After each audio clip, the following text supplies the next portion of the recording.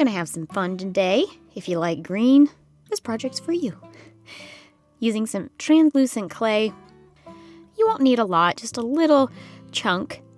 Just gonna be working with this for now. Gonna kind of condition this and then roll it out.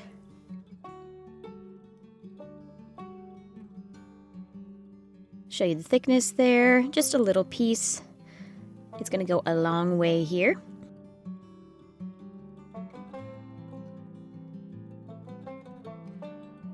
And I chose these two colors. I'm a big fan of this ink. On the left, the ocean, it's really, really pretty.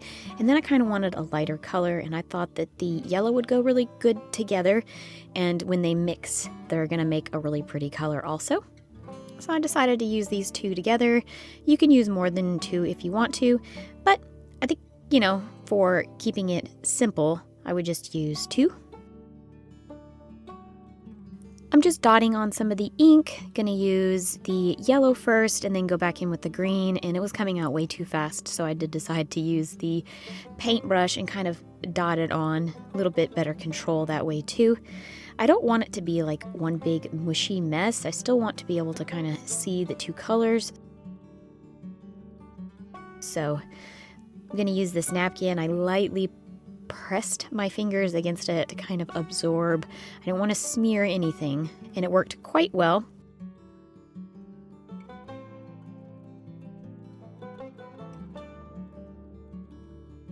And then I can go back in with my yellow, or if you're using a different color, go back in with that lighter color, and you can fill in all of those gaps and spaces, and that way you have a little bit more color variance.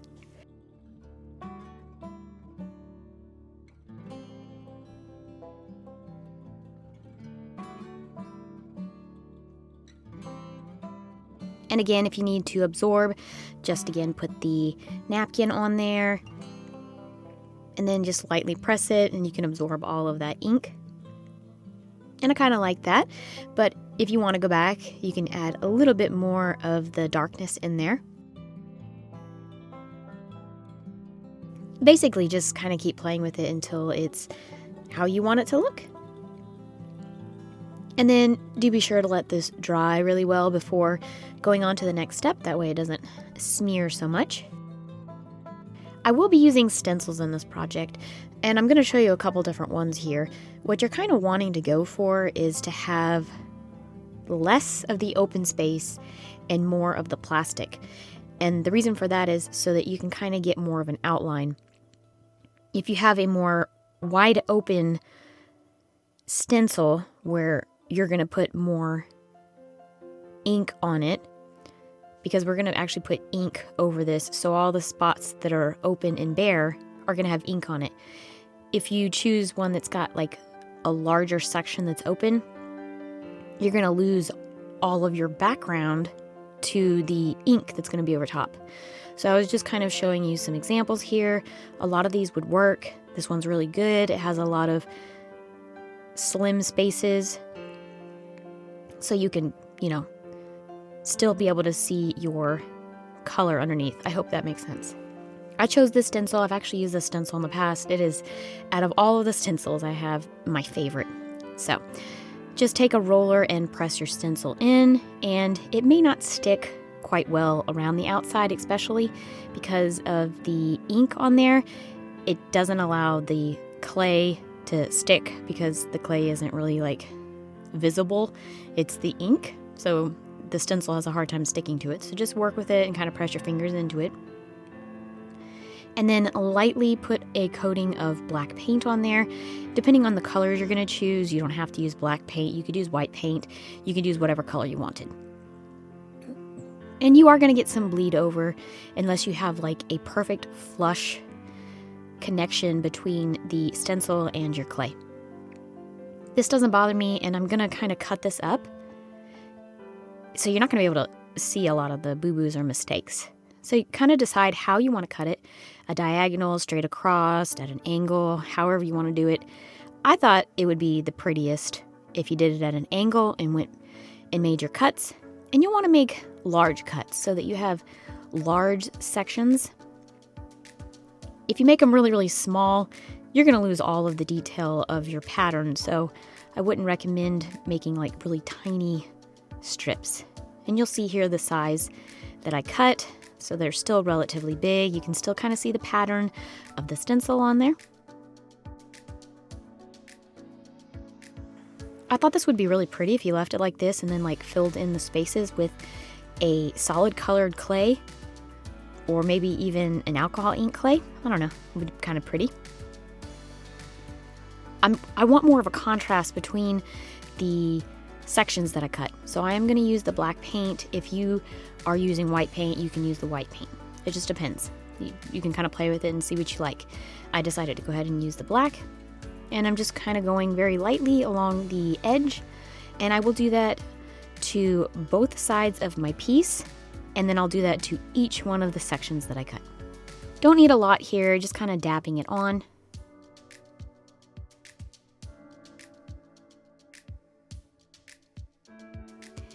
And then I'm going to put this on a backing of translucent clay.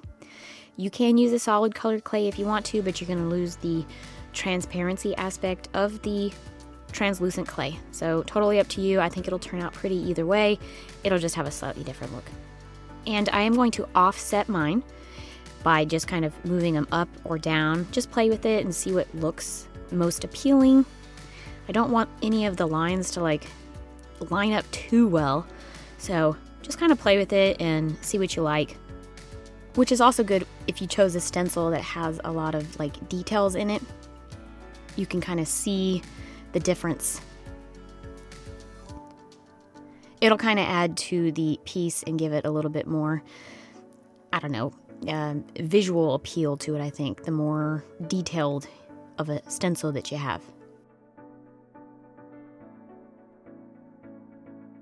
I'm going to cut off all of the excess so that the backing clay and the clay on the top all is one cohesive piece.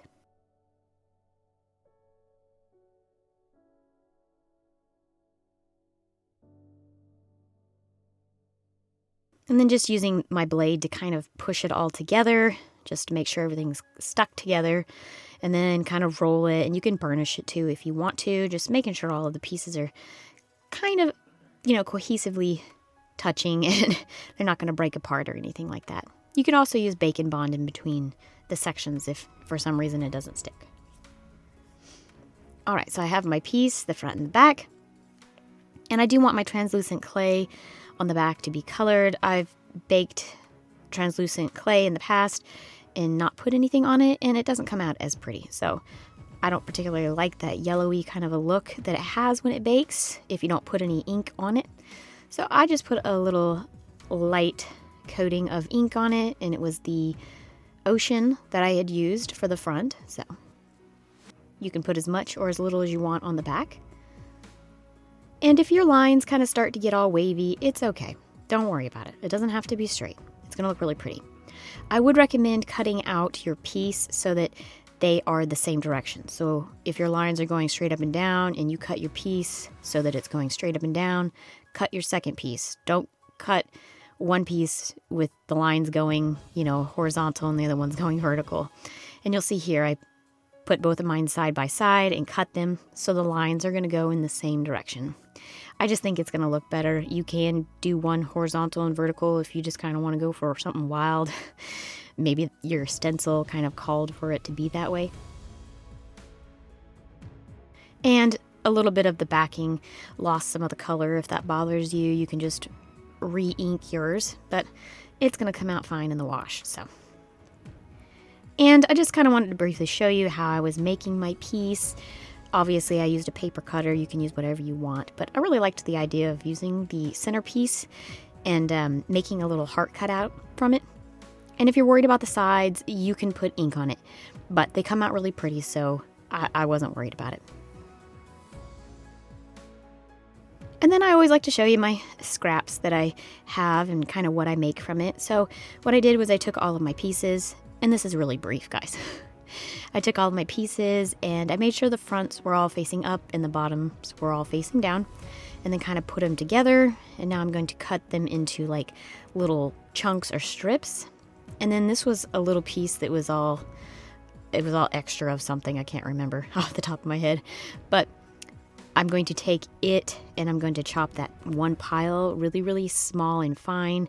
Not all of it is completely covered with ink, so I didn't want to make like a huge chunk of it on my piece. So I was like, you know what I'm going to do? I'm going to take my little sections that I cut and break them apart. So they're relatively large chunks. Nothing's too small or anything like that. It's not like a choppy experiment here. So I'm going to take the small little pieces and I'm going to kind of tuck them in between all of the cuts that I made. Just a little thin layer in between all of them so that it's kind of like a border, I guess, if you will, between each of the cuts. And you'll see here in just a second, I put them between there as best I could. It's scrap, so I'm just kind of, playing with it at this point.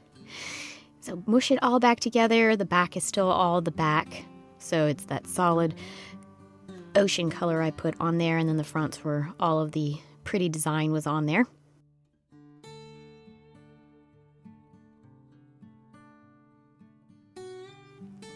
And then as I started to roll it, it started to take its own shape, and I really, really liked it. It was coming out to be like a square turned on its side, and I really liked that. So I was like, you know what? This back's really pretty, by the way. You could make the front and the back. You could make it a double-sided pendant, flip it over, however you want to use it. But it started to take on that shape, so I was like, I'm going to perfect it with my fingers and just kind of press it all together and keep rolling and pressing and just kind of perfecting it. So I could use all of my scraps, and I still came out with a really pretty shape, I thought. And then, you know what? I was like, you know what? It needs to have something in the center. So I cut out the center and used it as the top.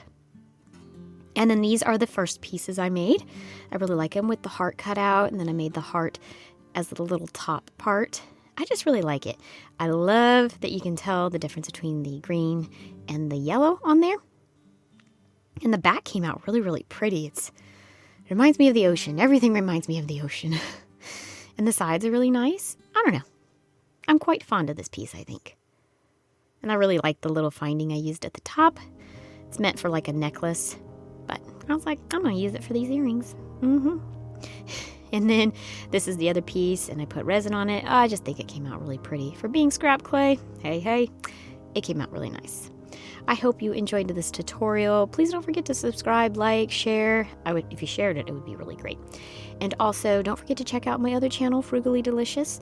And I do upload videos for both channels every single week. So, if you like clay and you like food, just keep joining me for all the fun we're gonna have. Okay, guys. Thank you so much for watching. Bye!